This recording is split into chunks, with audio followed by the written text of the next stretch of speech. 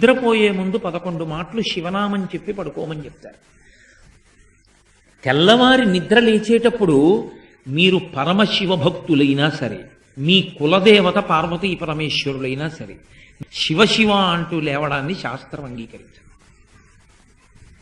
శాస్త్రమే. శివుడు కేశవుడు రెండని నేను అంటలేదు, కానీ దేని స్థితి దాందే అంతే.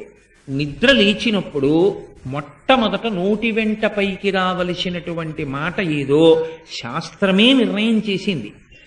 ఇంకా వేరొక మాట ఏదీ నోటి వెంట రాకూడదు. మొట్టమొదట తెలివి రాగానే రావలసిన మాట ఒక్కటే, అది 3 మార్లు పలికి లేవాలి మనసం మించింది. శ్రీహరి శ్రీహరి శ్రీహరి అన్నారు. 3 మాటలు శ్రీహరి అన్న నామం చెప్పి మాత్రమే లేవవలసి ఉంటుంది. అంటే జాగృతి ప్రారంభమైంది. నిద్ర లేచాడు, రక్షణ చెయ్యవలసినటువంటి వాడు శ్రీ మహావిష్ణువు.